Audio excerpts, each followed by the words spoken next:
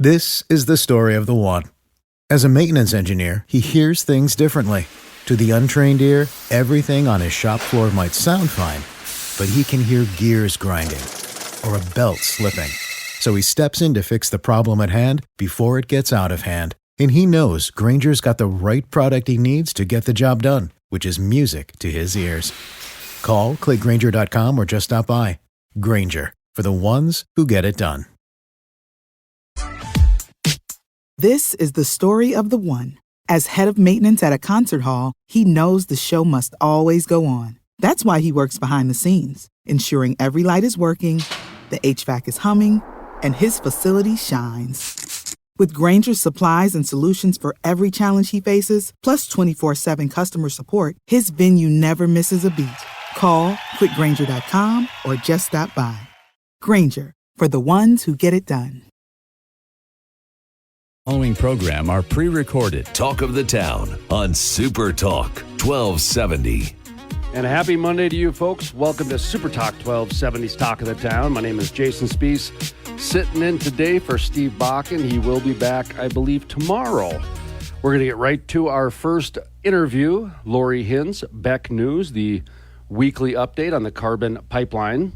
Let's head over to the Zoom line where Lori Hinz is on the line with us, and we are going to be talking about some complex carbon conversation. Of course, Town Square Media, Super Talk 1270, every Monday morning. Steve Bakken and Lori have this complex carbon conversation, and this week Steve is gone, so here I am. I'm filling in, and Lori, of course, with Beck News, Beck TV. She does is it a weekly update on the pipeline?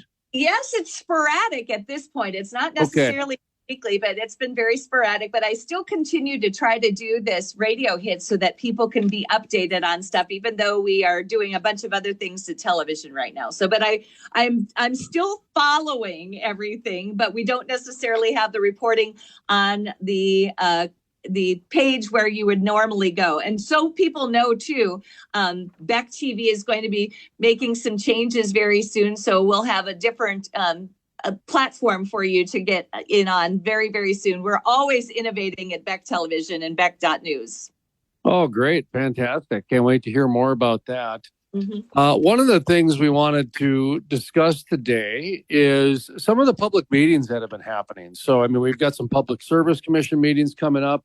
There was a utilities and transportation, some kind of long organizational type government bureaucracy that had a meeting.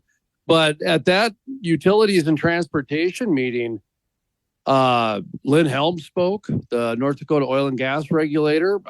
My understanding is, did Governor Burgum speak at that as well? Or no, was it someone? Anyway, I'd like to talk about that a little bit because some of the feedback I have some questions about what transpired during that, if we are approaching government in a whole new way. So, Laura, are you familiar with that meeting that happened?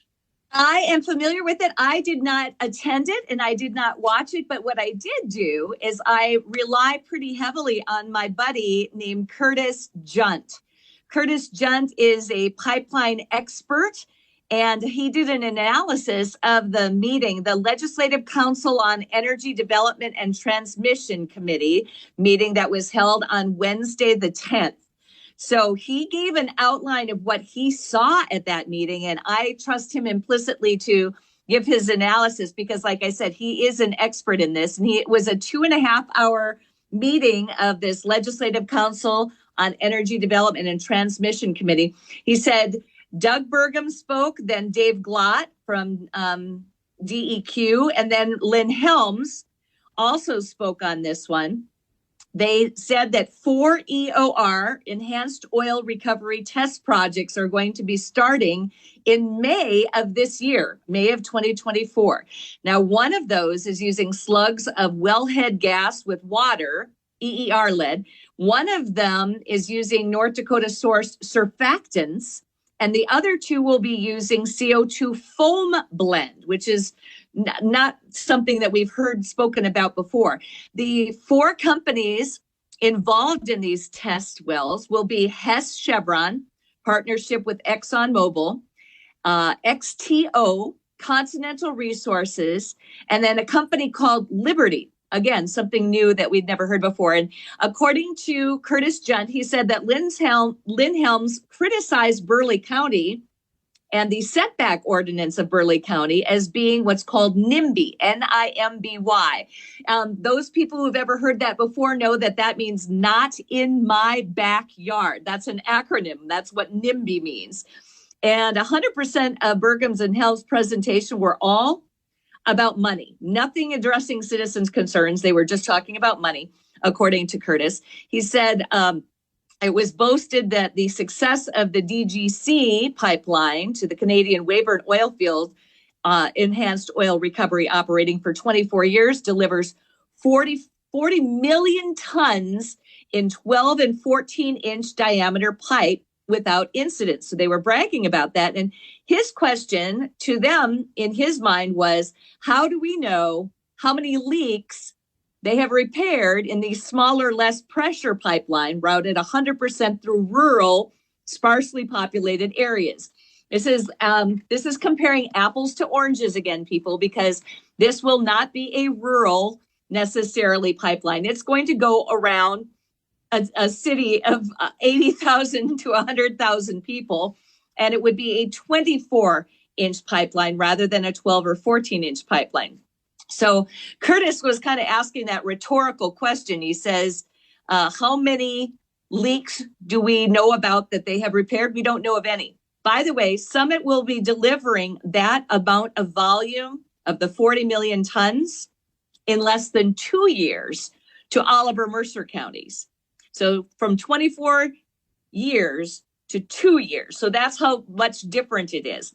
And he also adds an FYI. He says a 24-inch pipeline equals the quantity of 15.6 8-inch pipelines, 15 times the 8-inch pipelines, 5.7 times the 12-inch pipelines, and equals 3.8 times what a 14-inch pipeline does. Just to give you an idea, a 24-inch pipeline is going to be massive volume and larger quantities of CO2. And Jason, we don't even know if that 24-inch pipeline is going to change in size, because when it was cited and expected to be 34 ethanol plants feeding it, that number has now risen to 57 ethanol plants that will be feeding that pipeline. You can look at that and try to do the math. It's a lot of math. Excuse me on that, but I was on mute there. I even responded, but so that long pause was me talking. But last week we had Matt Rhoda on, who's with the nonprofit Healthy Gulf. And there was a carbon pipeline leak in Sulphur, Louisiana. And This pipeline was connected to Sartell, Mississippi. So same pipeline company. So Denver. Down in Sulphur, we'll get to that in just a second. But one of the things that Matt talked about was that it was in the Sartell one. They're still investigating the Sulphur Springs, but it was a shift in the earth. It was a shift in the land. And when I heard that, it had not dawned on me. It's probably the easiest and the most common, reason that pipelines get leaks and cracks. But I mean, how often does the earth move and shift and all these different things? And so if a pipeline can leak that easy, just from the ground shifting, and we have all this activity going on. I mean, we have new states getting earthquakes, and we have, different water shifting to different places. And it just seems really irresponsible to say the Burleigh County citizens, it's all about NIMBY. They don't understand the science. They don't understand the carbon. They don't understand the economics. It just seems kind of bizarre to me, because this is real stuff. I mean, this is real stuff. And our backyard, if you will, in the Bismarck-Mandan metro area is prone to many, many landslides. And they do know that. So they are aware of that. But you were talking about the Sulphur, Louisiana one. And I printed off a list, an article I only found one article in a local KPLC release. And then I tell you what, there was very, very little reporting on this, which was really interesting.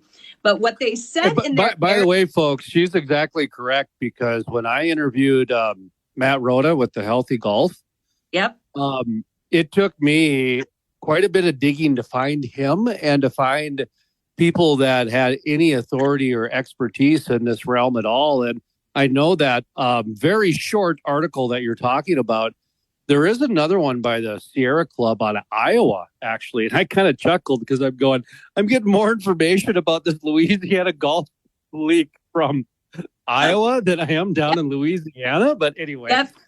Yeah, so, no, that's true. I also found one on Bold, Nebraska, which is another one. And they're really good about adding that information too. But Lori Hintz, I'm going to ask you to hold that thought for just a moment. My name is Jason Spees, sitting in today for Steve Bakken. Lori Hintz is our guest with Beck News. You're listening to Talk of the Town, Super Talk 1270. Hi. Super Talk.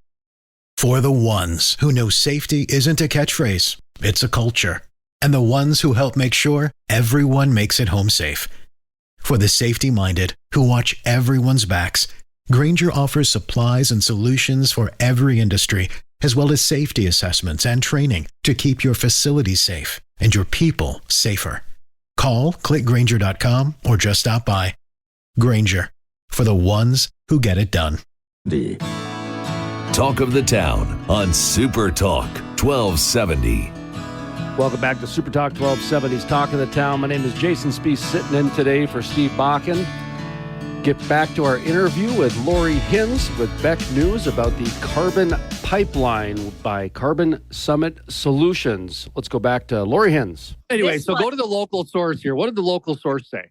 Well, the local source said a shelter in place has been lifted for residents near Bankins Road north of Sulphur after a leak was stopped in a high-pressure carbon dioxide line. Calcasio emergency preparedness officials said the Denbury pipeline was blocked off around 8:25 p.m. and the shelter-in-place order lifted shortly thereafter. The order was issued because wind was keeping the released gas close to the ground. And if anybody has done their homework on CO2, they realize that it wasn't the wind keeping it close to the ground.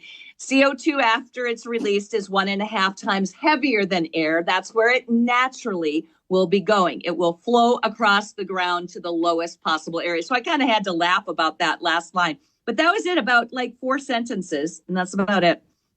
Yeah, that was all I found. I had to go into some of these nonprofits that have been, fighting the fight, if you will, and that sort of thing. And of course, when you see those, you have to take out the adjectives and you got to take out the adverbs, and then you got to fact check. And some of them do a really good job, but some of them it's just outright, there's actually a term for them. They're called toxic nonprofits because they actually do more harm than good. Yeah, I didn't realize that was a term. I didn't realize that. I also found something on Louisiana Against False Solutions, a listing on the Facebook page. Did you read that one too? I can read part of it. I tell you what, that's the person who actually set me up with Matt, who is with he's been with the organization since 1994, and he does policy stuff. And so I thought, okay, he's qualified to at least talk a little bit about this. But yeah, I did see they had some stuff too, and they were very much against the carbon pipeline, from my understanding. Is that right? Yeah. This gal's name is Stephanie Kettle, and she was a Healthy Gulf Communications Manager. So Stephanie Kettle, and she said in this listing, she said, last night there was a leak in a high-pressure carbon dioxide pipeline owned by Denbury Incorporated and ExxonMobil in Sulphur, Louisiana. Pipeline operator representatives arrived at the scene almost 2 hours after the Calcasio Parish's Ward 6 Fire Department. This pipeline is just one of a multitude of proposed CO2 pipelines that threatens Louisiana communities as part of a rapid build-out of the dangerous carbon capture and storage industry. Carbon dioxide displaces oxygen and can cause asphyxiation in high concentrations, Yet sufficient safety and emergency preparedness plans are not in place in communities that are located near dangerous pipelines. So then it goes on to say a little later in this article, when firefighters arrived at the scene, a high pressure leak of carbon dioxide was discovered at the pumping station. This is above ground, if you look at the picture. A shelter in place was issued by the Calcasio police jury for residents within a quarter mile of the incident. Despite carbon dioxide's tendency to travel at ground level, no warning was given to residents to seek higher ground in their homes. The shelter in place was lifted at 9:15 p.m. when the reading suggested that the area was clear. Very interesting stuff.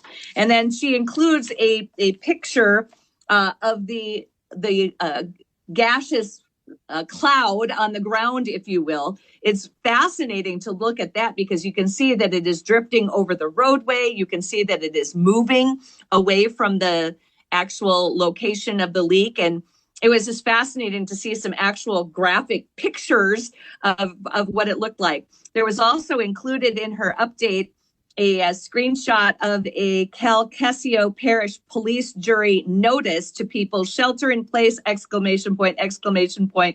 Ward 6 Fire Department is requesting residents shelter in place due to a bust in a high pressure carbon dioxide line. SIP, as in shelter in place area, is a quarter-mile radius from 345 Bankins Road. Bankins Road is closed from Ruth Street to Bueller Station Road. This region just east of Highway 27, north of High Hope Road. We will update this post when the SIP is lifted by emergency officials. And then they suggest go inside, shut doors and windows, turn off AC and ventilation, wait for further instruction. A little dangerous part of that is that they're not telling anybody to go to higher ground, as it was mentioned in her article. Yeah, I mean, I know that's one of the theories about the dinosaurs is there's these pockets of CO2 that would just, kind of collect, and then these dinosaurs would walk into it and just collapse and die. Mm-hmm, mm-hmm. And because, you can't see it, it's just you walk into it, all kinds of different issues. But so getting back to North Dakota now, because we have another incident to pull from. We have Sartell and now we have sulfur. Yep. And it's the same pipeline. Satartia, Mississippi. Satartia, yep. Thank you. Sartell is Minnesota. I got a little, I got a little mixed up there. Yeah. So, but you're right. It was Satartia, and if anybody wants to look it up, Satartia, Mississippi, February 22nd, 2020. Have that memorized because so many people have asked me. So you can look it up. If you look at that date, you can say 2020. Mm-hmm. Look it up. Satartia, Mississippi. Satartia. And when you take a look at, there's an incident there, and now there's another incident in Sulphur, Louisiana. And it's obvious that there's not proper emergency preparedness. There's not proper funding. There's not proper technology. There's still issues. There's legitimate issues here. Now, and go ahead. I can circle back to what Curtis Junt said after he went to this Legislative Council on Energy Development and Transmission Committee and watched that. He said some of the things that he said were very prescient and actually very smart about what you were just talking about. He said that Lynn Helms stated that the CO2 need is about 10 to 12 years out. He also said that the public needs to be more educated, and he will do what he can to further that even after his June retirement. So Lynn Helms is going to retire in June, but he said he needs more education for the public. And on that, I would have to say we agree. Some of the big issues of pushback by the citizens of it all are, number one, the lack of transparency and bullying by Summit and use of eminent domain for a pipeline not of public convenience and necessity. Two, they're treating the routing near Bismarck with this huge population is no different than saying, Minokan and how emergency response would have to be funded. And that is a real concern. And then shrugging off citizens' concerns of safety and negative economic impacts, as well as insurability as unfounded. So he was talking about a number of things that were just not really addressed there. He says in his notes about this, Curtis Junt says the idea that this CO2 pipeline is also a huge need for North Dakota's ag industry is really confusing because there is only one North Dakota ethanol plant that is going into the Summit line that will benefit the entire state's ag industry. So that seems troubling and confusing and makes no sense. There are 56 other ethanol plants, but only one feeding this for the sequestration in North Dakota. He also says that the huge fight by Summit to water down the plume dispersion modeling and toxicity threat to humans by paying PhD expert witnesses to downplay the threat to human life is very troubling. So I think that is worth noting here too in his notes about what he was talking about. Very, very good stuff from Curtis Junt. He's terrific about watching those things that I can't necessarily keep up on sometimes too. So I really appreciate his assistance. Lori Hins, Beck News. Hold that thought for just a moment. We come back. We'll continue this complex carbon conversation. My name is Jason Spees, sitting in for Steve Bakken. You're listening to Super Talk 1270's Talk of the Town. This is the story of the one. As a maintenance engineer, he hears things differently. To the untrained ear, everything on his shop floor might sound fine, but he can hear gears grinding or a belt slipping. So he steps in to fix the problem at hand before it gets out of hand. And he knows Grainger's got the right product he needs to get the job done, which is music to his ears. Call, click Grainger.com, or just stop by. Grainger, for the ones who get it done. Without apology, The Regular Joe Show with Joe Gigante. Weekday evenings at 9 on Super Talk 1270 and the free Super Talk 1270 mobile app. Welcome back to Talk of the Town on Super Talk 1270. Welcome back to Super Talk 1270's Talk of the Town. My name is Jason Spees, sitting in for Steve Bakken. We're going to get right back to the complex carbon conversation. Lori Hins is our guest. Beck News. Well, I have a question for you. I'll even throw in a little context because in 12 years of doing interviews and covering the Bakken through the crude life, I can think of multiple examples where Lynn Helms has spouted misinformation. I can not think of very many instances. In fact, I can't even think of one instance where he would have put the people before profit. Every encounter I can think of and every interview, and it's always profits over people. And that's fine if that's what the people of North Dakota want. I don't think that's what they want, but apparently they do.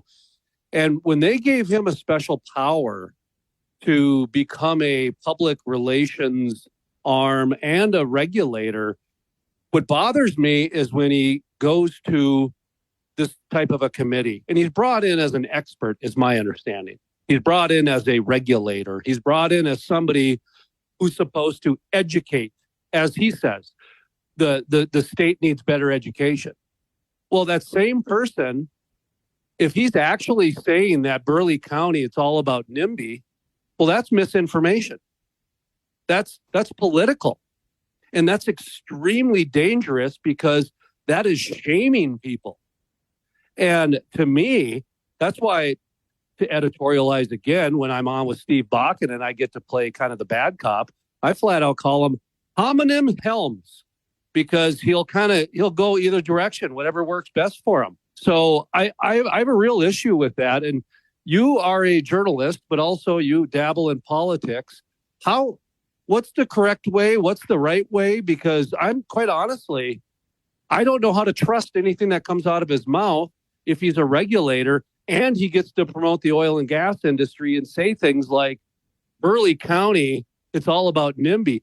My understanding is they passed a resolution that said it's not about NIMBY. It's about all these different things. But I could be wrong on that. Oh, you are correct on that. And I can put my political hat on for a moment and tell you that at the NDGOP convention that was on the 5th and 6th of April in Fargo, the North Dakota GOP did pass a resolution. We learned about the end result on Monday after the convention was done when they had compiled all the aggregate scores on that. There were 15 different resolutions that were passed. I take that back. There were 15 that were actually presented and 14 of them passed. One of them, as you said correctly, did actually deal with CO2. If you give me some time to look it up, I can read to you what it says if you want, but it's going to take me a little while to find it. So let me ask you this then, while you kind of go ahead and look through, because the only company that actually I think has really done a good job is the one that you guys don't know about it. That's Liberty. They're called Liberty Energy, and I'd invite you to check them out because they are doing some outside the box things, and their CEO is being very active, and he's taking a different approach.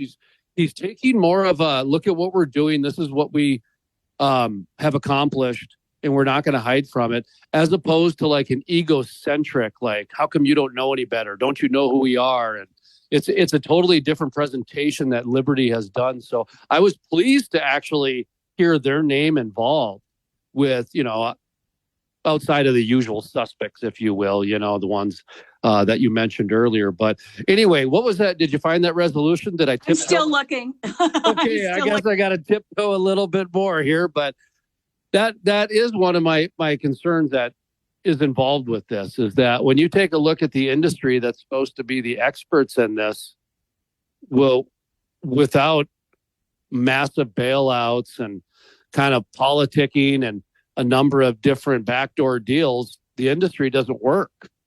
And now we're supposed to usher in that into carbon and directly link it to ag.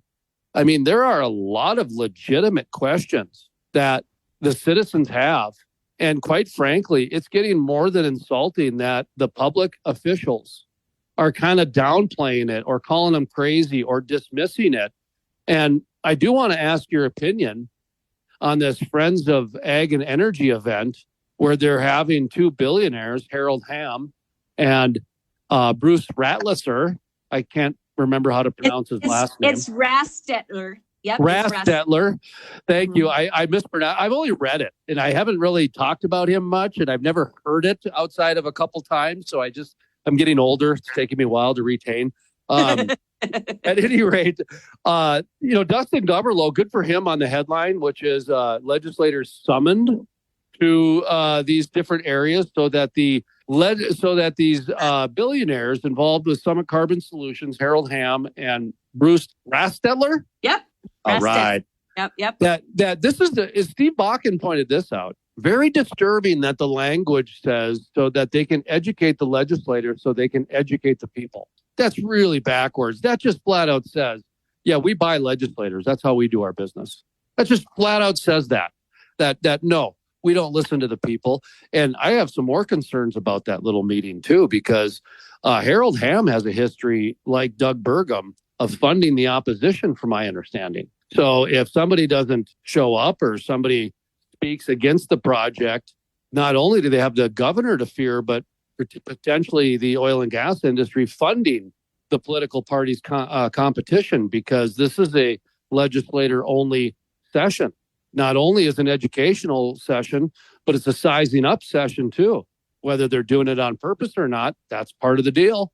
There's all kinds of different angles that can come from this energy of Friends of Ag and Energy summoning session that's going on. Did you find it, Lori? I found the resolution. So I'm going through all of them, and there are 15 of them, and so I'm on my way. I'm closer now. At least I've actually found them too. I've got them in. Okay, but they are apparently out of order. But circling back here, where we're going with this is that at this meeting that happened last week, the utilities and transmission meeting, Lynn Helms was there as an expert regulator for the state. And he dismissed Burleigh County's concerns by saying it was NIMBY. Well, there has been resolutions passed by the county saying, no, this is not NIMBY. These are legitimate concerns here. In fact, they're so legitimate, we're going to pass resolutions to make sure. So was that Lynn Helms, the expert regulator, or Lynn Helms, the lobbyist? Because he gets to wear both hats. And right. I believe, and I've said this for years, I believe he should have to identify himself before every sentence, every single sentence. So when he says, oh, that's all about NIMBY, after he gets done reciting some technical stuff from the EERC. Okay, I found it. Yay. Okay, go ahead. Okay, this is the resolution on CO2. This was actually passed by the Resolutions Committee of the NDGOP with 6 ayes and 1 nay and 1 abstention on the 14th of March in 2024. And so this is number 7, resolution opposing carbon capture and storage, CCS, supporting private property rights, and condemning the use of eminent domain for CO2 pipelines from the NDGOP Resolutions Committee. And this is how it reads. Whereas corporations with the energy sector are capitalizing on the false premise of a looming climate apocalypse by introducing CCS projects into North Dakota, which would require the acquisition of land across various states, affecting numerous landowners and communities, and eminent domain is being considered to acquire the necessary land for the pipeline.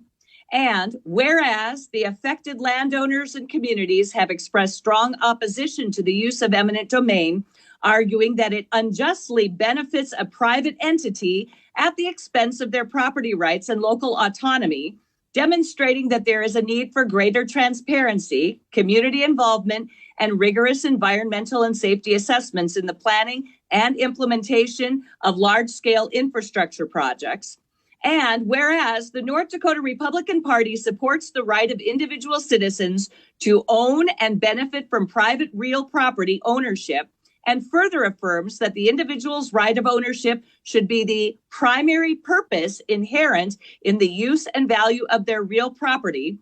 And whereas the Fifth Amendment to the U.S. Constitution protects private property from public use without just compensation, and whereas there are substantial unanswered questions about the environmental benefits of these projects, their associated risks, and the long-term viability of CCS technology, now therefore be it resolved that the North Dakota Republican Party condemns the use of eminent domain for carbon dioxide pipelines and calls for an immediate halt to any such actions.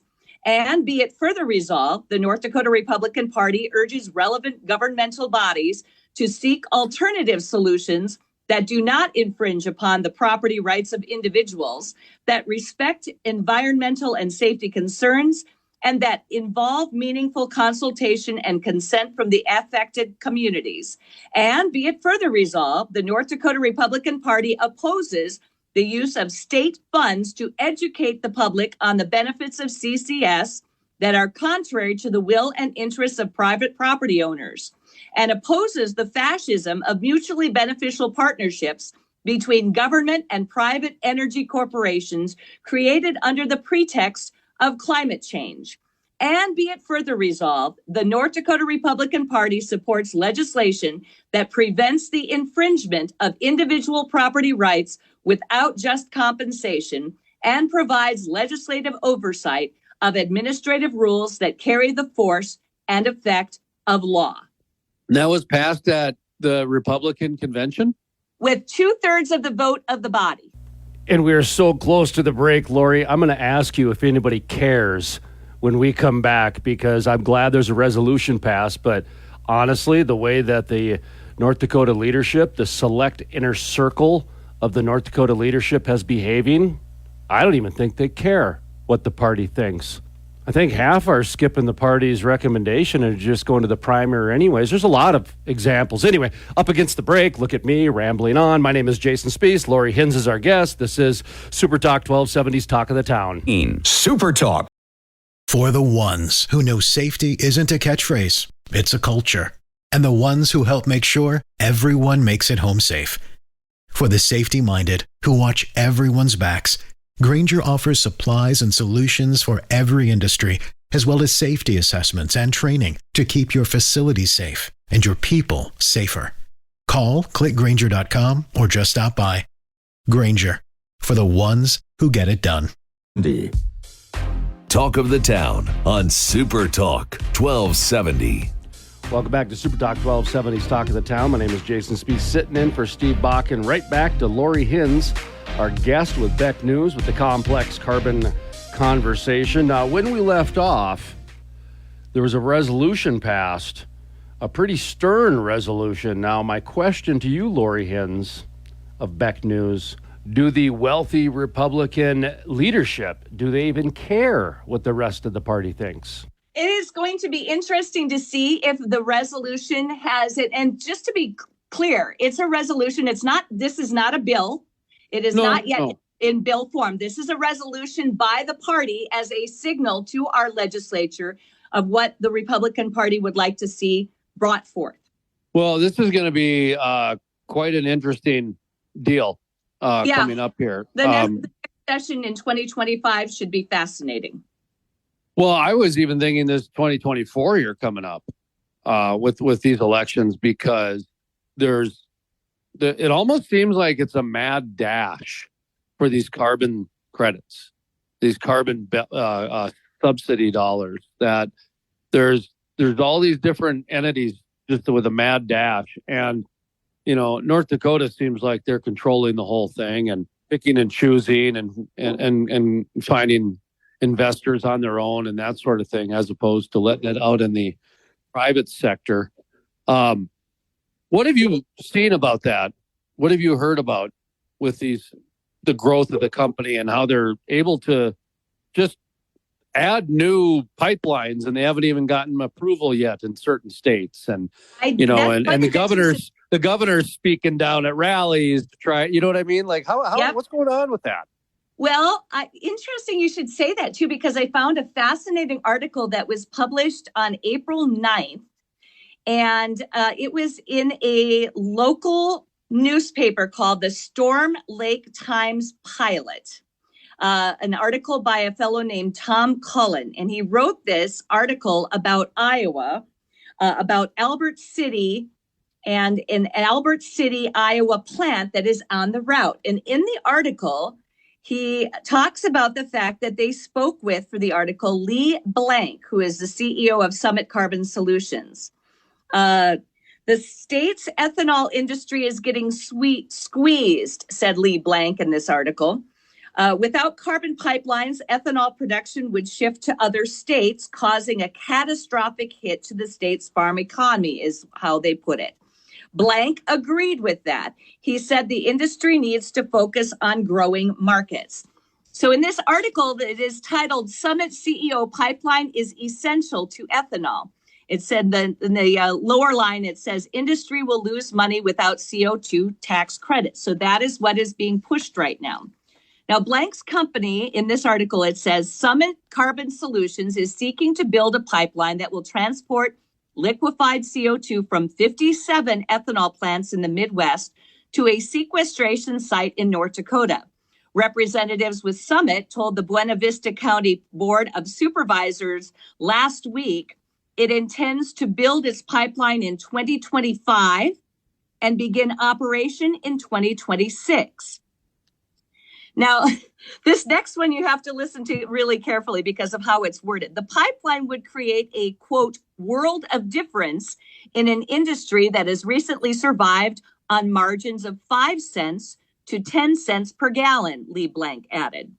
Quote, these premium markets are real, end quote, said Blank, emphasizing the explosion in margins that carbon sequestration could create. And I thought that was a kind of a poor choice of words by the writer of that thing. I would not want to use the word explosion in an article about this. But anyway, farmers and landowners in Buena Vista and Cherokee counties in Iowa have raised concerns about hazards the pipeline might cause and the specter of eminent domain. Buena Vista County Emergency Manager Amy Barrett asked the Summit representatives how close the pipeline would be to Albert City limits. A rupture near town could cause health problems for those in the vicinity. A rupture in Mississippi in February of 2020, as we referenced earlier there, resulted in dozens of hospitalizations and an evacuation of hundreds. So they're looking at that in Iowa at the same time.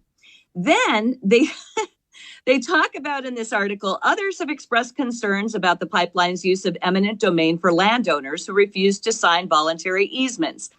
A fellow named John Murray, a Storm Lake attorney representing landowners along the pipeline's proposed route in Buena Vista in Iowa and surrounding counties in Iowa, wondered how Summit's pipeline would fare at the Iowa Utilities Board in light of recent defeats in North Dakota and South Dakota, the two other states in its route.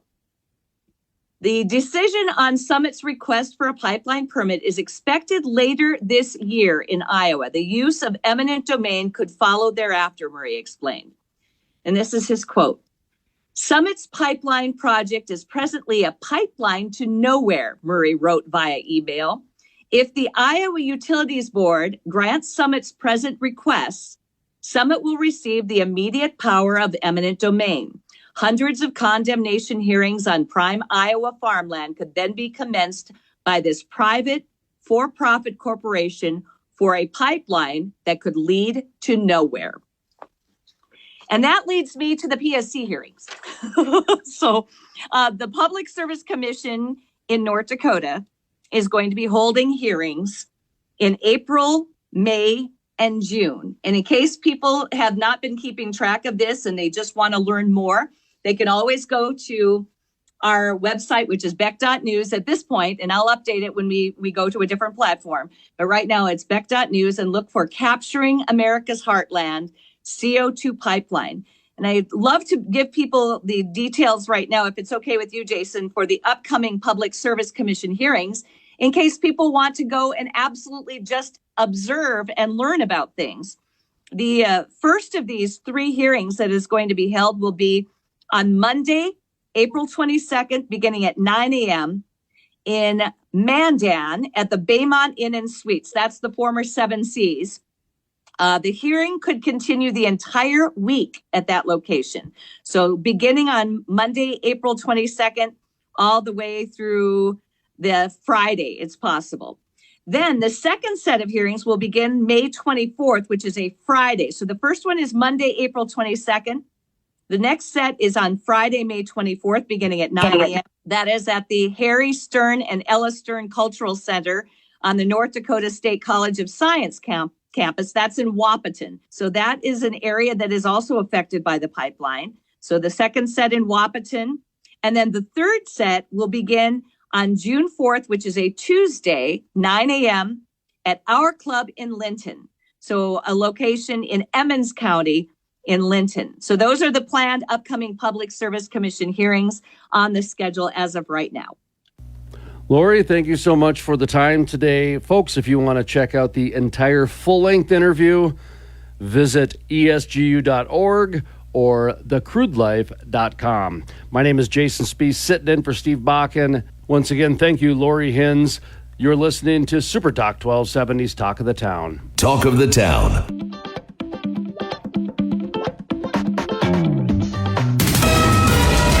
KLXX Mandan Bismarck, a Town Square media station, broadcasting from the View Community Credit Union Studio. This is the story of the one. As head of maintenance at a concert hall, he knows the show must always go on. That's why he works behind the scenes, ensuring every light is working, the HVAC is humming, and his facility shines. With Grainger's supplies and solutions for every challenge he faces, plus 24/7 customer support, his venue never misses a beat. Call quickgrainger.com or just stop by. Grainger, for the ones who get it done. In Talk lineup is on Super Talk 1270. Check out the program schedule at supertalk1270.com and on the free Super Talk 1270 app. Portions of the following program are pre-recorded. Welcome back to Talk of the Town on Super Talk 1270. Super Talk 1270, you're tuned to Talk of the Town. I'm Steve Bakken along with Brad from Running. It's Jerky Monday, of course. I might have taken too big of a piece. When the radio's got to start, you shouldn't have stuff in your mouth, but Old Trapper peppered beef jerky on sale. Not the normal bag. This is the massive bag. This is the family bag. Yeah, that 18-ounce family bag. Mm-hmm. $21.99 on sale. Unbelievable. And we got the peppered. Oh. I'd still pepper. That's like this is my. That your go-to? Mm-hmm. Well, last week I was shocked you'd never had teriyaki before. Mm-hmm. I was like, oh. And it was good. I do have to say, I was super impressed. I was really expecting it to be like overbearingly sweet. I don't know why. But I just never tried. I'm like, teriyaki, I'm good. I don't need it. Well, teriyaki's not necessarily sweet. Now, some jerkies can get it too sweet. Mm-hmm. Kind of a syrupy, but no. Not in, And this is not hard pepper, either. though. This old Trapper is actually pretty tender. Oh, yeah. It's not like the actual old Trapper. Mm-hmm. It's just the brand. The Trapper himself, tough as nails. Stringy and chewy. Yeah, you don't want to go down that road. But no, this what? And it's funny, too, because a lot of times I used to get, and jerky's changed over the years because I'm kind of a connoisseur, but the right moisture content's important. Mm-hmm. And for quite a while, I got into the steak bites because I always knew they were tender. The steak bites were awesome. I always loved those. I mean, because this looks actually relatively thick compared to a piece of jerky. Like this got to be pushing like a 1/4 inch, maybe a little over 1/8 of an inch. Yeah, and it helps the moisture. Mm-hmm. I'm all in. And then I didn't bring it, but also in the ad were those peanut butter pretzels again. And Eileen's Candy and Nuts have started. You can buy everything in the bags. My problem with the bags is I can't reseal it because I keep them in my desk. So I open the bag, I pour out some cashews, or I pour out some chocolate or peanuts. I fold it, I tuck it in my desk drawer. They made these little containers now. They're little jars, so I can reseal them now. And I probably have 2 jars of nuts and chocolate in my desk now. So they're new. They're on sale, same price, but just, more convenient to store. I know where your office is, and if you walk out of your office, turn left, go down about 2 aisles, you've got all kinds of mason jars and Tupperware containers and storage stuff like that. Oh, yeah. Did you ever think about that? Maybe? Nope, that was too easy. That was too easy. Okay, just checking. It's valid because we even sell sell a Pyrex, and it's like individual, little tiny glass container. Huh? That's that. I just didn't think about it. Okay. Way to knock me down a step. Yeah, sorry. Glad I'm there for you though. Yeah, glad I could help. But no, that all these little packets of nuts though are absolutely perfect because I snack when I drive, and I drive a lot, and my wife is the worst. She cannot go anywhere without, pack a bag of snacks or pack a cooler of something to drink. Or I'm like, that means I'm not getting out of the vehicle for a while. Yeah, so. And these are the perfect size because these actually, it's like throw a couple bags in the center console, and they fit. Yeah, so we got these pistachios in, and there's a dill one. There was a ranch one. I brought dill and sea salt. And then there was it was a spicier one. I can't remember what it was. But we literally got over 1,000 of these. So I'm like, well, they've got to be doing something with these. So I grabbed them. I brought them with. But, so you just throw the whole pistachio in, shell and all. And I guess that's probably where all the flavor's at, huh? That's all the flavors. Flavors on the outside. Oh, there we go. You got to work a little bit. I'm like, how do you get all that flavor on the inside? They're not bad. Yeah. See, I get yelled at because pistachios are my go-to when I'm fishing or out in the boat. So do you eat them like seeds? Yeah. And you spit the spit the shell. That's where all the flavor's at. But then I get yelled at because if I spit the shells into the water. Man, this has turned into like a cooking hour. I just didn't know anything about. What are you doing? I'm like, I'm spitting a shell. And it's like, you spit sunflower seed shells in, right? She freaks out. She's like, no, they belong in a garbage can. You know what? These are pretty good. I know they are. I haven't had a dill pickle one before. But we have 1,000 of them. At least 1,000 of these. So they've got to be doing something. They're only $2.49 the way it is. But they've got to be doing something with them. All right. I just tried the dill pickle, and the dill pickle's really just good. Normal sea salt, yeah. See, that was all good. I pre-shelled them and laid them out in my little. We made tablecloths again this year, or this week, this year. Yeah. I know you didn't pre-shell any of mine, but that's okay. Yeah, well, now I know I can just throw it in my mouth. It is Jerky Monday. Yeah. Well, that is good. Salt ones are good. Yeah. Well, that's where the flavor's at. It's on the outside of the shell. All right. Heck yeah. Everybody out there is like running to runnings right now just so they can shell their own shells. I do wonder. Next time the person comes in and say, I heard you did this on the show. Where's this at? I'm like, so what's it like listening to us eat for the first 5 minutes of every show? 5 minutes? First segment? The whole hour. Oh, gosh. You and I eat the whole dang hour. So. Well, it's right away in the morning. I wake up early. I eat breakfast at 5:30 or 6, and then I go to work. Then by the time I go over here, it's like mid-morning snack. Yeah. Oh, a couple weeks ago, I volunteered at my kids' school.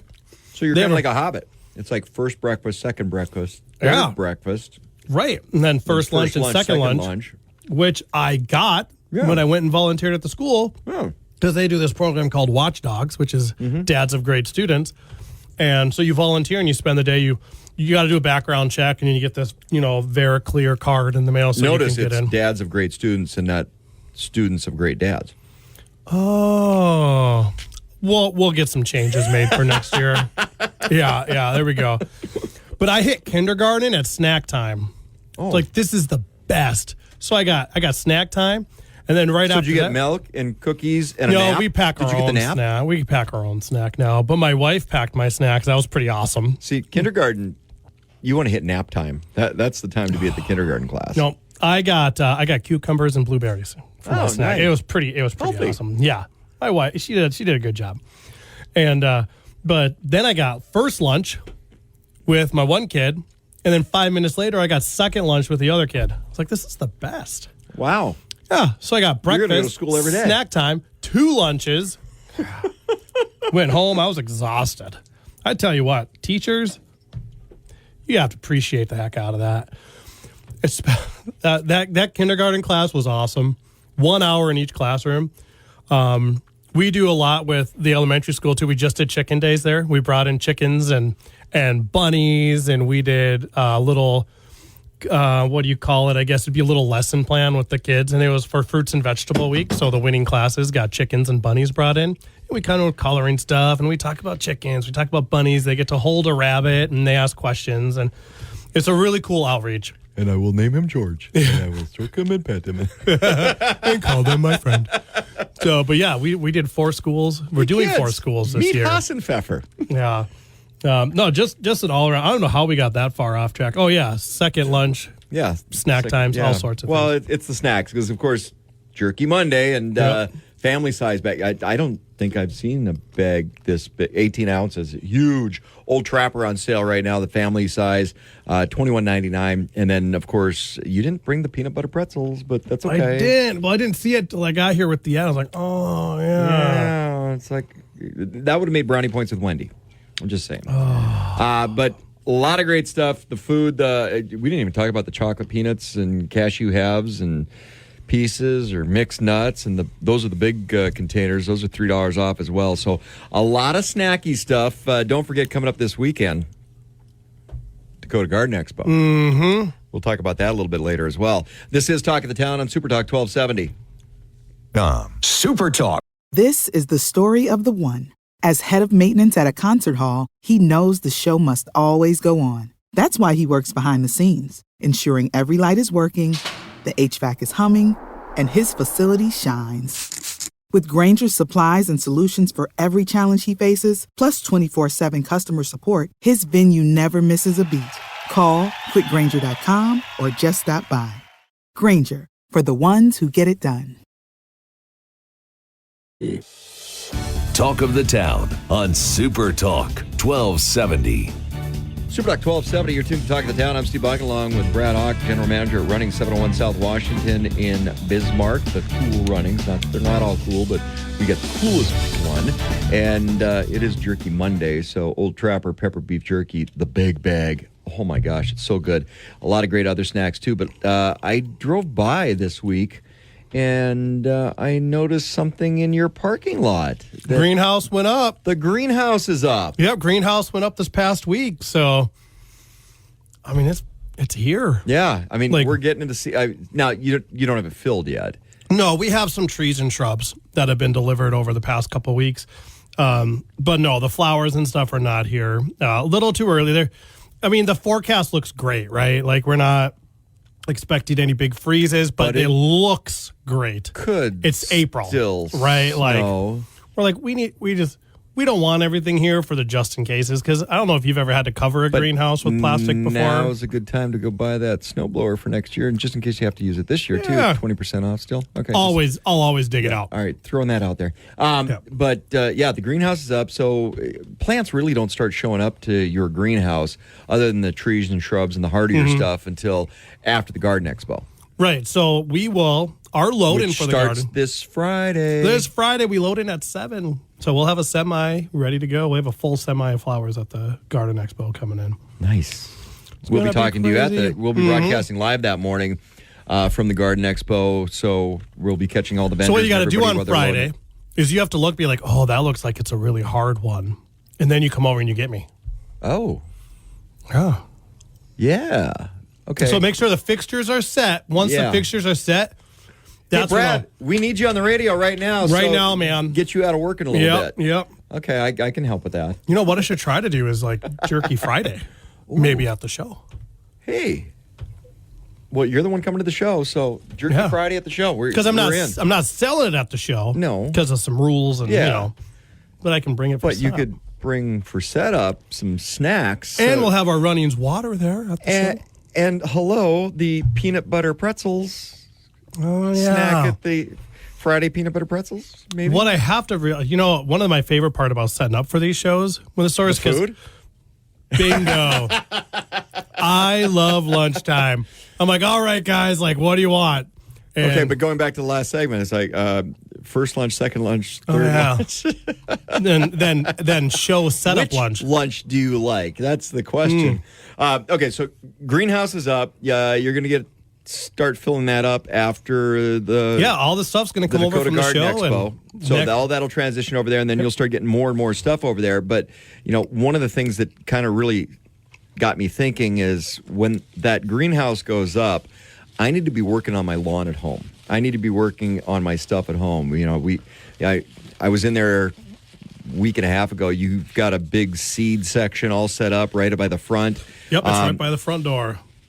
People were pouring over the seeds, and my wife and I figured this out. It's like if we don't grab our seeds early, some of the varieties that we like are gone. Mm-hmm. So get your seeds now, and because we do a little pre-planting stuff, and what was nice everything. is 2 weeks ago we actually got a refill from the seed place. So we did get a probably about 5-6 boxes of refills, and you know what I don't need a refill of? Jerky. Yeah, this is like the never-ending bag. This thing is a big bag. Oh, big bag. I just had a really big piece of pepper. It was kind of hot, but yeah, so oh crud! I think I saved a box of seeds for the show. Last year I'm like, oh, don't put those 2 boxes out. We want to take those to the show. I should run back after this and check to make sure they didn't put that second box out, because it's just a really cool side thing to set up at the show. People can grab seeds if they want, especially on the flower side. You can bring leftover chicks if you have any of those too. So, that was a thought. Because we got these chicken coops on clearance and we can't seem to move them. It blows my mind. They're like $491. Are those big ones up front? Yeah, they're the big ones up front. Those are like Mac Daddy chicken coops. I thought those would blow out. Like, I just thought they'd come in, boom, gone. No. I'm like, wow, I wonder why no one's picking these up. But great price before the new ones come in, because the price is going to go up a couple $100. You can come get them. But I debated chickens at the Garden Expo. So we thought about ordering about 1,000 chicks and setting up 12, 14 tanks, and then just doing all the different varieties of chicken so people can see what we can order. And, of course, they could buy them if they wanted, but when you start looking at all the heat lamps and the feed and the water, you're extra power lines. At the end of the day, it's like, what's best for the chickens? And when you're looking at how many hands potentially could be going in and tormenting these poor little guys, at the end of the day, we're like, okay, maybe chickens aren't the right option. Maybe we should leave these poor little guys at the store. And of course, the Garden Expo, the Dakota Garden Expo, full family event, and thanks to our friends over at Beck TV, admission is free again this year. So, bring the entire family. It runs Friday, April 19th, starting at 3 p.m. until 8 p.m., and then on Saturday from 9 a.m. until 4 p.m., so a full day and a half. And I don't know for sure. I know last year, the Kids Corner had, I think, a sandbox last year. So, there's some stuff there for them. Not to mention just walking around and seeing what is out there in Bismarck. And we get a lot of Dickinson people who come for this show. A lot of Minot people come down for this show. This is a big... Well, they know where the cool running store is, so they big travel. State draw. Like, we see a lot of people at the Garden Expo. So very excited to be back out there. And I did tell my DM, you know what? We see enough out of town people. I think it's time that I get I get a little support from the neighboring stores to come hang out with us for a couple days. Yeah. Help us set up, help us see what we do, and I don't know, like you just be part of the process. It's so cool. Because I love events. seeing Kev when I'm going to go talk outdoor stuff, hunting and fishing and all that stuff. And Kevin plants, I don't know. Just not quite the same. You know what I got to give Kev some credit for? He helps me set up at every show. He does. He's at everything. Every egg show, he's helped me set up. He's helped me tear it. He comes back on his weekends off. He comes with his... Well, in a lot of events, because you guys do a lot of events out of town, different community events and helping with different 4-H and all kinds of stuff. And Kev's the first one there. And he goes. Yeah. He goes. You know, we just did let's see, this would have been 5-6 weeks ago, Oliver County 4-H. They had an archery shoot for youth. And I think it was the beginning of March. And we sponsored that this year. And that was, we went to their premium sale. The first time we'd gone to the Oliver County premium sale for the 4-H kids there. They reached out to Kev. They do some stuff through Kev somewhere else. He goes, "This 4-H?" He's like, "Hey, boss, I think we should do this."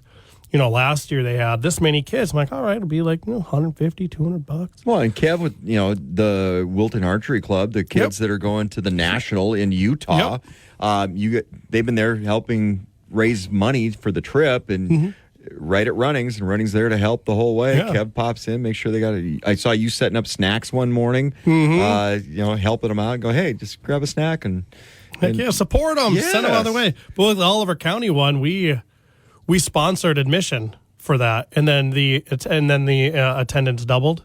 So it was a little bit more than we anticipated, but it was really cool to see. So, like, you know what? That's worth every penny. Absolutely. Like, to get youth involved in 4-H in any way, shape. When we come back from the break, we're actually going to talk about yard stuff, and that's where we started. This is Talk of the Town on Super Talk 1270. I'm Steve Boggan along with Brad Ock, General Manager at Running, 701 South Washington. Don't forget, it's Jerky Monday. This week's flyer, oh my goodness, the Old Trapper, ginormous 18-ounce bag.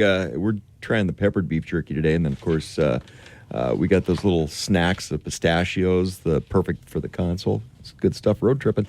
This is Talk of the Town on Super Talk 1270.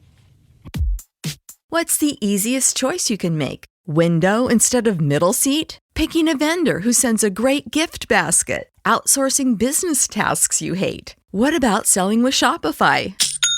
Whether you're selling a little or a lot, Shopify helps you do your thing, however you cha-ching. Shopify is the global commerce platform that helps you sell at every stage of your business. From the launch your online shop stage to the first real-life store stage, all the way to the did we just hit 1 million orders stage. Shopify's there to help you grow. Whether you're selling scented soap or offering outdoor outfits, Shopify helps you sell. Wherever and whatever you're selling, Shopify's got you covered. Sign up for a $1 per month trial period at shopify.com/try. Go to shopify.com/try now to grow your business, no matter what stage you're in. Shopify.com/try.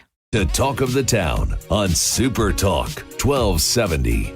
Super Talk 1270, you're tuned to Talk of the Town. I'm Steve Boggan along with Brad Ock, General Manager over at Runnings in Bismarck, 701 South Washington. And we were talking about getting out in the yard and doing some yard work. If you're West River, out in maybe some hills and stuff, you got snake stopper, snake repellent. So if you're out working around the house, yard, barn, shop, and you might have a little problem, gets rid of snakes. Then there's a Repelzol that gets rid of all the critters. So like if you've got rabbits and deer and things that like to screw with your garden or new shrubs, fruit tree and plant guard. You've got mole and gopher killer. I'm going to get a case of that. All kinds of different fertilizers. And, we started on this because it's time to get out in the yard and start doing some work, at least some prep work. And you got to get that starter fertilizer down. Right. And it's been so nice. You're seeing green everywhere. You've got to get, You got to get a nice healthy start to the summer. You know, one spot I get green all winter, and it's been kind of cool this year. So I put this little spot in my backyard of artificial turf. It's for golfing.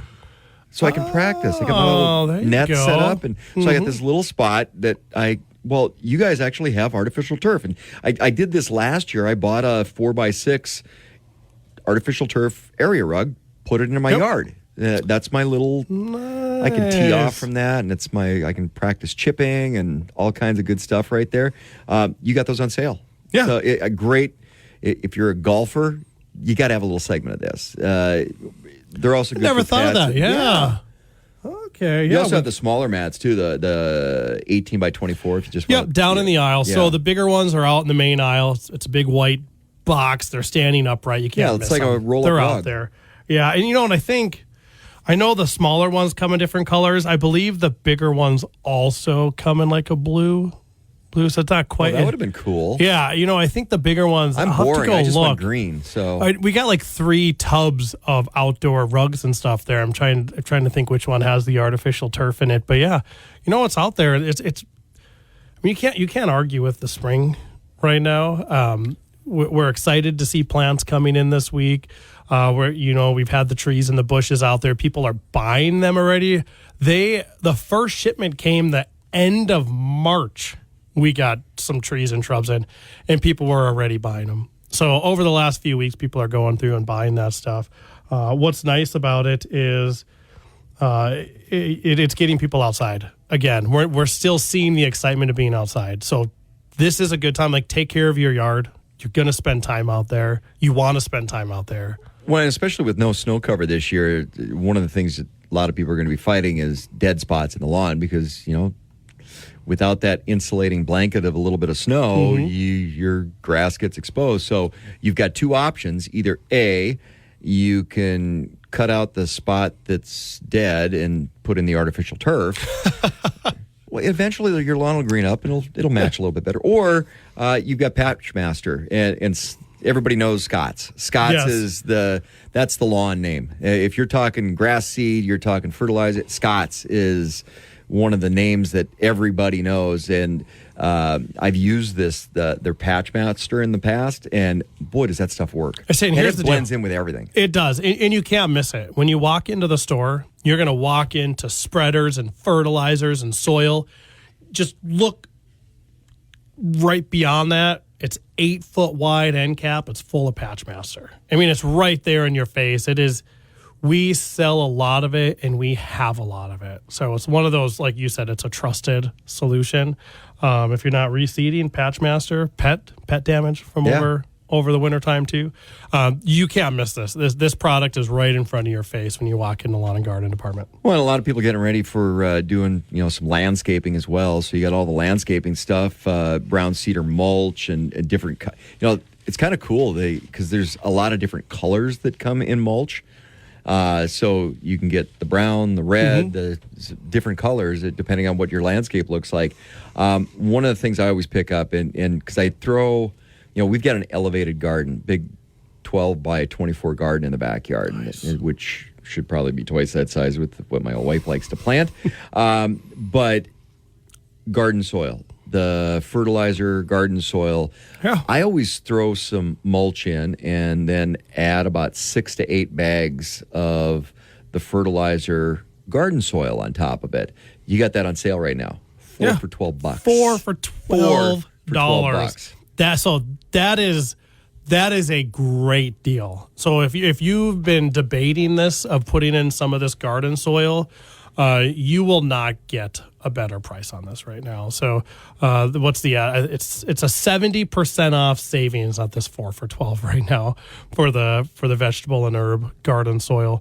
A good solution to what you're saying on having room is we sell the cattle panels. And you can get so we've created an archway in ours. We have a walk-through archway, and what we use is a cattle panel. I drove a T-post in, 2 on one side, 2 on the other, put the cattle panel in. We arced it over and pushed it down in on the other side. So she vines on both sides of that. So it's vining over a walkable area. And she put little stepping stones in there. My wife did a really good job. So we vine peas on one side and then we what are they, cantaloupes or whatever, vining on the other side.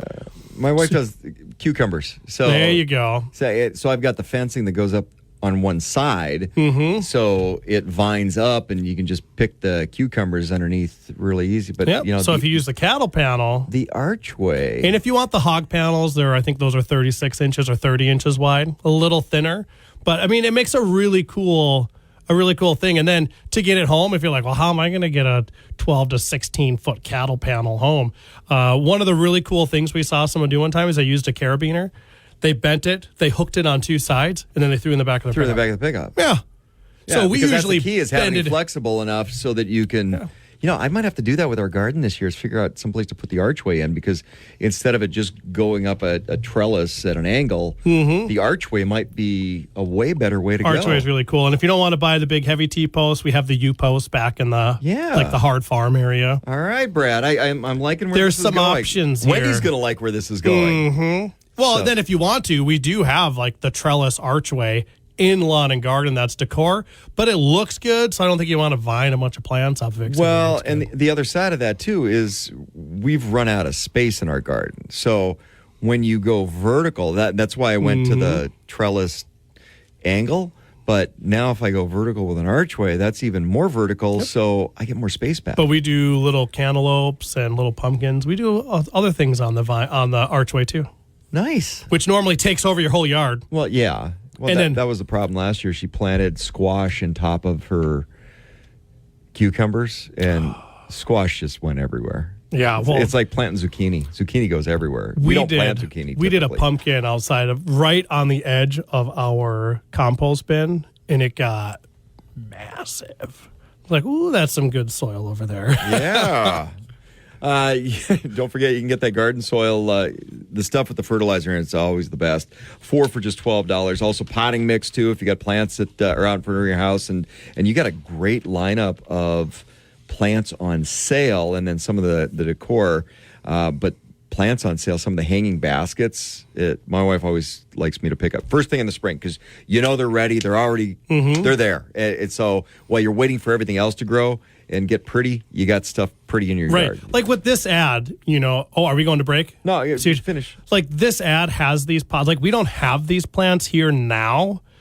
These were all added because of the Garden Expo. Yeah. So because we're doing the expo, they dropped these items into our store ad. So it's like, they don't know this, but basically the whole company is celebrating the Garden Expo. Nice. They just don't know it. That's why they just don't know. They just put these deals on for us.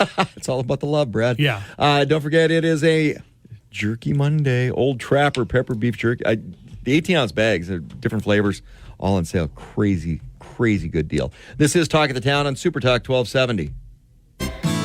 What's the easiest choice you can make? Window instead of middle seat? Picking a vendor who sends a great gift basket? Outsourcing business tasks you hate? What about selling with Shopify?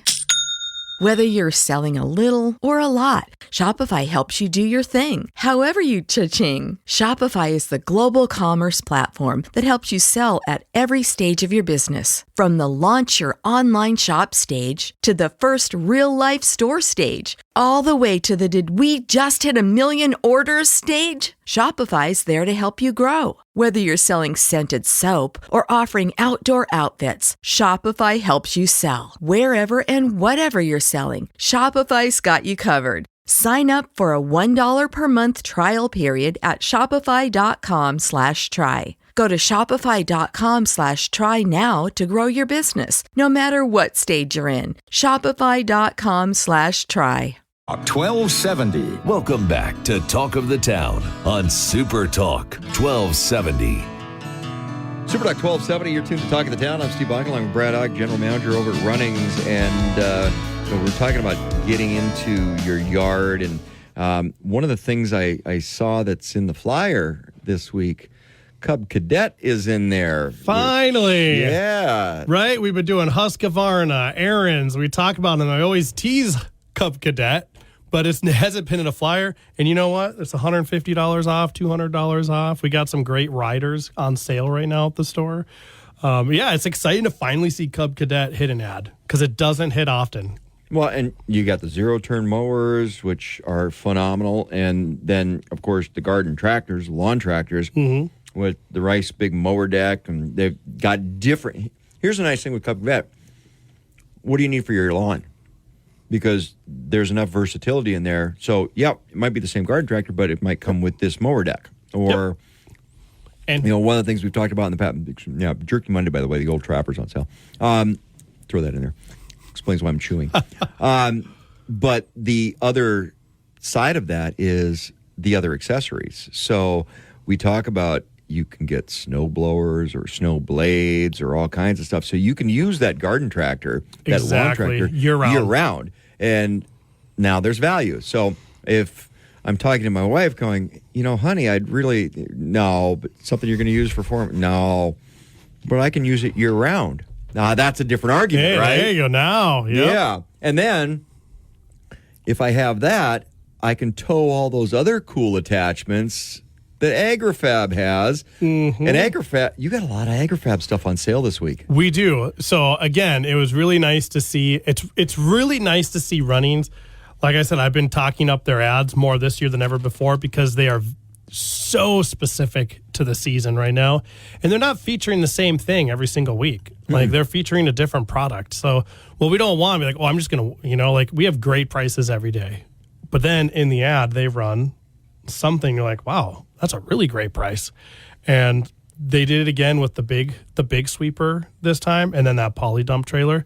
Tell you what, if you don't want to haul around a wheelbarrow. We've talked about the AgriFab sweeper, but this is the Mac Daddy AgriFab sweeper. And the one thing I've noticed with AgriFab, if it's orange, it's the heavy-duty, big Mac Daddy one, because that kind of differentiates now we're going into the super industrial mode side. Yep. When you go to orange, you're getting into the higher their top line. The more heavy duty, you're going to try to beat the crap out of this, but good luck. This thing's going to last. Yeah. Absolutely.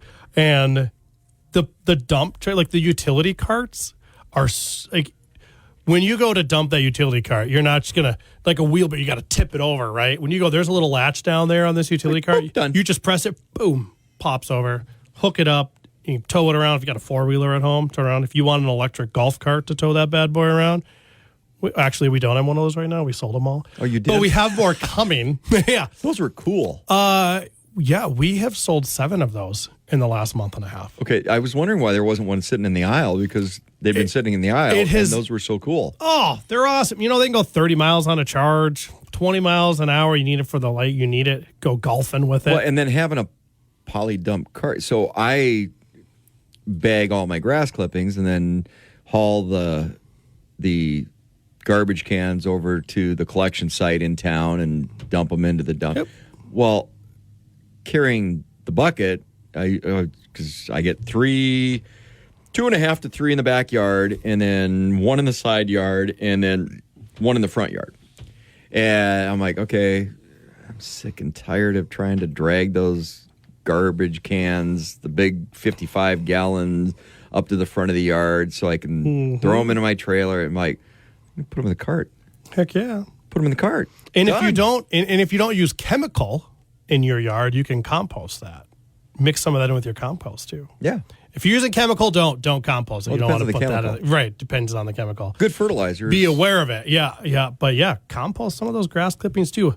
We plant garlic every fall, and we put leaves and grass a good probably We've 4 not inches. done that. I might have to talk to Wendy about planting some garlic. Good. Well, she does all the cannings too, because we go to Runnings, get all of her canning supplies, and she We got the bulb. cans all the. Oh, I might have to pick some of those up. Yeah, but planted in the fall, compost over the top, so And it it comes sits up in in the there. In the spring. springtime, it pokes through. And then you leave some in there, so you don't pull them all at the end of the year. And then the next year, when it sprouts, it's got all these little they're like little garlic bulbs that grow out of the top. It's really seeds. weird, but then my wife makes some really cool pasta with them. Ooh. Oh gosh, All right, it's really now- good. Anyways, yeah, I sidetrack. It's always food with me. I'm really sorry. I was full from Jerky Monday today because you brought this giant bag in, and for some reason we felt like we have to try to finish it. But now I'm hungry again. Yeah, I now you don't want know why. But garlic anyway, pasta. dethatcher, which is always a good idea in the in the spring, you get the poly dump cart, the lawn sweeper, but you guys carry or can get the entire AgriFab line, and AgriFab is the Mac Daddy. That's the name. That's the all name different for sizes, all different equipment. One of the other things too is it's springtime, so you got to rototill the garden. You got some nice tillers here as well. In fact, are you going to have any of this at the Garden Expo? Maybe some of the AgriFab or some of the. I wasn't planning on it until this past break when you're like, wow, you should really bring some of this to the garden show. People, and then once you say, you're like, oh, I had my heart set on all this other stuff we were bringing. I'm like, but it really makes sense. All right, this is what you're doing for our listeners. I'm just going to put my foot down on this because, well, think about this. So you get into the Dakota Garden Expo for free because Beck TV. Free admission for everybody. So you go there because there's all kinds of cool stuff that's on sale anyway, right? Mm-hmm. Now, you've got the tillers and the AgriFab stuff and all of this on sale with the flyer, but what if you got a little extra discount from showing up at the Garden Expo and then you bought it at the Garden Expo so you could get that Garden Expo special discount, and then just Runnings is a couple blocks away. You go pick it up at Runnings. You don't have to carry things out to the parking lot. Be interested. So here's the deal. So I'll bring some of this to the Garden Expo because you do think like sweeper, utility cart, cultivator. This is actually like stuff. Like you say it kind of like I don't know what you said last week. You said something too, and I was like, oh, interesting. Never really thought of that. Going to buy little containers or is that stuff like that. But you sell little containers. Things I know, right? Yeah. See, I'm learning things. I'm just sleep deprived. I have a Well, that and it might have been the, this week you learned. Oh, that was this morning. Yeah, the putting green in your backyard. That's not a bad idea either. But tell me hey, Brad, you said you'd give me 10% off of this already on sale stuff item if I bought it here and I went and picked it up over at the store. I heard Steve say it, and now it's on the radio and it's on a podcast. I'm sure it's recorded. Well, yeah. Now I have to honor it. Friday, when we're broadcasting from the Dakota Garden Expo Friday morning, we'll say it again. Remind people there as well. So, so make that happen, Brad, just for our listeners. So they can... I'll get it on the truck on Wednesday. Right. I'm going to get the truck on Wednesday. I'm going to preload the store stuff. Good man. I'll sneak some of this on Dakota there Garden for you. Expo coming up this Friday and Saturday. Friday, April 19th from 3 p.m. until 8 p.m. and Saturday, the 20th from 9 a.m. until 4 p.m. at the Bismarck Event Center. Admission, again, this year is free thanks to our friends over at Beck Television. Your chance to turn your backyard, patio, garden, home into that oasis of spring and summer. Yay. Which, it's good to have the oasis because we don't get that long of spring and summer or fall. But you know what, though? You got to check out the expo. It's 2 days. Yeah, and it's free. It's not just us. Everyone works their tails off Friday morning to get their booth set up and ready for you guys. And to see the turnout we had last year, it's very optimistic for this year. It's going to be a good time. We'll talk to you Friday morning, Brad. All right. Thank you much. All right. Brad over at Running, 701 South Washington in Bismarck. Check out the sales at the carnival just for us. This is Talk of the Town on Super Talk 1270. Talk of the Town, weekday mornings starting at 9 on Super Talk 1270 and the free Super Talk 1270 mobile app.